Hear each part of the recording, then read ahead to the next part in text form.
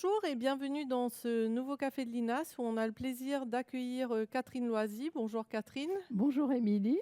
Alors Catherine, tu es enseignante chercheuse émérite à l'Université de Bretagne occidentale. Tu as fini ta carrière à l'Institut français d'éducation à l'ENS Lyon et puis on a la chance de t'avoir en tant que collaboratrice scientifique volontaire à l'Université de Mons. Donc tu as une habilité à diriger des recherches et on t'accueille aujourd'hui pour que tu nous parles de cette méthode, la méthode trajectoire, qu'on a la chance de pouvoir découvrir à travers une étude qui sera menée sur les anciens étudiants du master de spécialisation en formation des enseignants.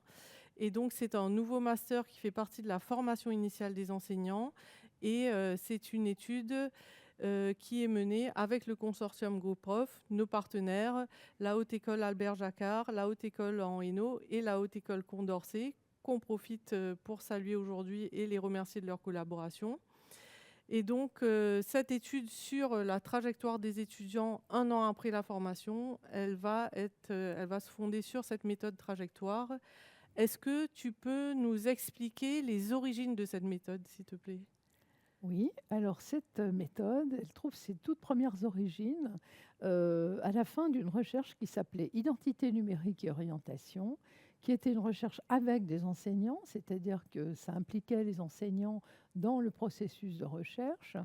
Et dans cette recherche, il y avait beaucoup d'activités, on va dire, un peu original. C'est-à-dire, il y avait bien sûr de la transmission quand les enseignants demandaient des informations sur certains concepts, mais il y avait beaucoup de travail en binôme, du travail à distance grâce à des outils numériques, puisque c'était une recherche financée par Performance, qui était un programme numérique de formation des enseignants.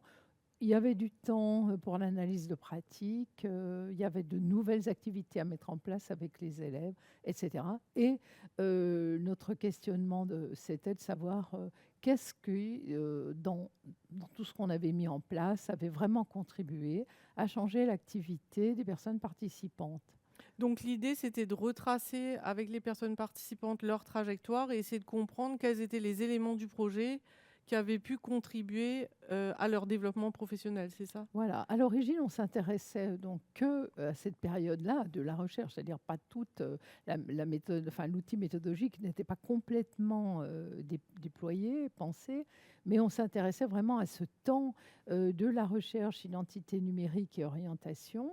Et déjà, il y avait quand même les principaux éléments, c'est-à-dire repérer des moments qui avaient été, ou des situations sociales qui avaient déclenché quelque chose.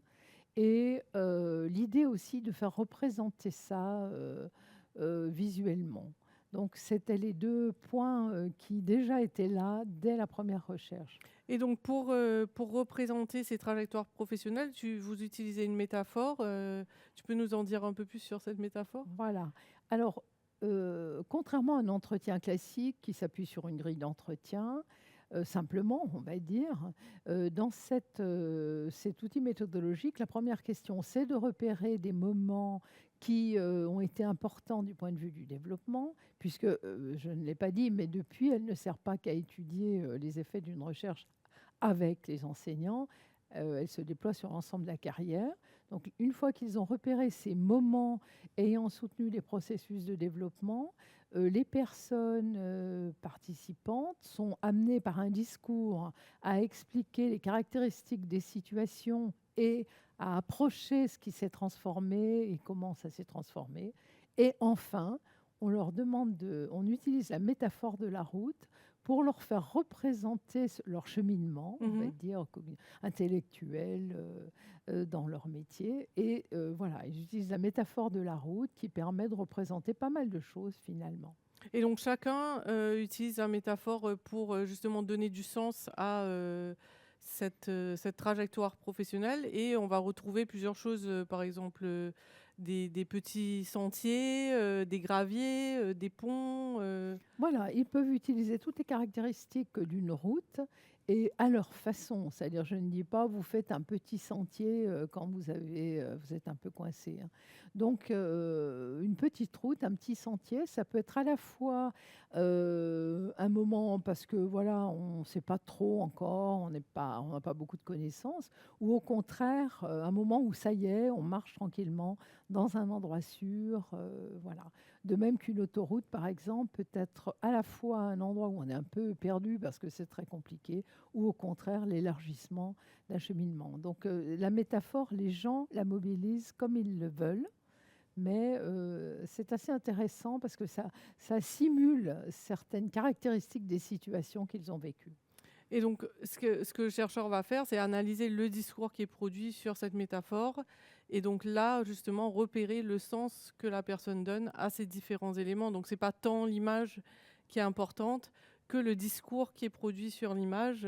Et donc ça, c'est intéressant pour les personnes aussi qui participent à l'entretien. Et est-ce que tu as des retours des participants sur cet entretien? Alors, cette question est intéressante parce que justement, après avoir créé cet outil méthodologique, avoir publié sur l'existence de cet outil méthodologique, dans un séminaire, on m'a posé la question de savoir, mais est-ce que ça ne serait pas aussi une situation de potentiel développement?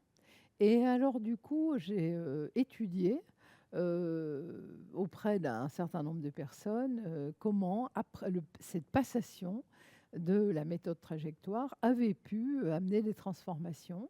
Ça m'a permis de repérer quels étaient les éléments les plus pertinents, on va dire, de la méthode, qui sont souvent finalement pas seulement le discours classique, mais tout ce qui est un peu original, qui donne une forme visuelle, qui a permis des simulations, donc le repérage des moments et le tracé de la route. Et souvent, les gens disent que ça a été important pour eux pour analyser finalement leur trajectoire, reprendre confiance en eux par rapport à cette trajectoire. Donc finalement, l'entretien mobilise aussi une activité cognitive qui va permettre de reconstruire le récit autour de sa trajectoire professionnelle et un peu de l'ancrer, en tout cas d'ancrer certains éléments dans sa mémoire. Oui, je pense que ça contribue à remémorer des choses qui ont existé forcément, mais auxquelles les gens n'avaient pas forcément prêté attention sur le coup, mais qui le remobilisent là et auxquels ils donnent du sens par rapport où ils en sont aujourd'hui.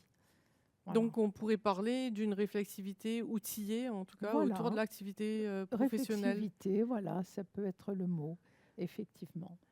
Et donc, cette méthode, tu l'as utilisée dans divers contextes, avec divers profils aussi, des Alors, enseignants, des mm, chercheurs. alors, je l'ai utilisé au départ surtout avec des enseignants. Et puis ensuite, dans différents projets, par exemple, il y avait une recherche qui s'appelait Prémat et dans laquelle il y avait beaucoup de gens impliqués, dont des chercheurs. Et là, j'ai voulu savoir si cette recherche collaborative, en l'occurrence, avait aussi transformé l'activité des chercheurs. Et puis, pour d'autres contextes, on m'a aussi sollicité pour les trajectoires de développement d'infirmiers psychiatriques dans un institut qui avait connu des bouleversements assez importants. Voilà, donc ça fait partie des populations auxquelles je me suis intéressée. Donc une diversité de contextes et finalement, peu importe le contexte, ce à quoi, en tout cas, ce que tu vas demander aux participants, ce à quoi tu vas leur demander de faire attention, c'est des moments spécifiques. Des moments pour lesquels ils ont le sentiment que ça a été des moments déclencheurs de transformation de leur activité professionnelle.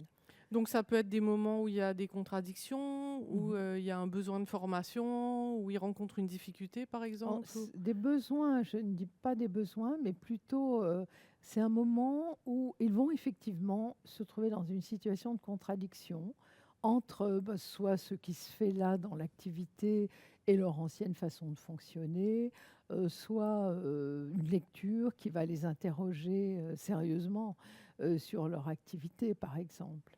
Donc Et c'est oui. bien ce processus, pardon, de contradiction Mhm. qui est à la base de ce mouvement de développement. Donc chaque moment est lié à aussi une activité et peut-être des outils. Donc ça peut être soit une activité en contexte, ça peut être comme tu dis une lecture. Donc Mm. il y a pas, voilà, ils peuvent caractériser. Voilà. Alors, ce qui se passe parfois, c'est que les gens, par exemple, produisent il y a des gens qui vont produire plus de post-it que d'autres, mais quand je vais leur demander d'organiser ces post-it sur l'axe temporel, il y a des choses qui vont regrouper parce qu'en fait, c'était en même temps. Mmh. Donc ça permet aussi, cette organisation, le fait d'écrire ces moments assez librement, ça permet de laisser sortir des choses et la réorganisation temporelle peut amener à, regrouper des choses qui allaient ensemble. Par exemple, c'était la rencontre de telle personne. Sur un autre post-it, ils vont dire j'ai utilisé tel outil, par exemple, je sais pas, un bloc collaboratif. Et là, ils vont les grouper parce qu'en fait, Mmh. c'était dans la même situation. Donc en fait, il y a plusieurs moments de structuration. On va rappeler des éléments en mémoire et puis on va essayer de les structurer temporellement et chronologiquement. Puis on va construire un récit autour du développement à travers la métaphore. Donc vraiment, c'est vraiment une activité cognitive structurée finalement Oui, sur sa trajectoire voilà, professionnelle. c'est structuré. Mais contrairement à un entretien où on pose des questions, il y a cet aspect représentation, Mhm. Et de mise en activité, matérialisation. oui, que les participants retiennent quand tu Mm, les interroges quelques années voilà. après. Mm. Donc voilà, bah, en tout cas, on sent vraiment l'intérêt tant du côté des participants que de la recherche de pouvoir participer à ce genre d'entretien qui peuvent donner du sens à une trajectoire professionnelle et se remémorer ces différents moments et surtout pouvoir les organiser dans un récit qui a du sens pour soi et pour là où on veut aller, puisque il y a aussi la perspective du développement après. Et on se réjouit de pouvoir analyser et explorer avec toi les récits des étudiants du master de spécialisation en formation des enseignants, qu'on remercie aussi pour leur participation à l'étude. Merci Catherine pour tes Merci, explications Émilie. et ces éclaircissements sur cette méthode. On reviendra par la suite avec les résultats dans quelques mois, on espère. Et on espère que vous aussi, ça vous aura donné envie de réfléchir à votre trajectoire professionnelle et pourquoi pas aussi la représenter et pouvoir identifier des moments structurants pour soi et son développement professionnel. Merci à tous.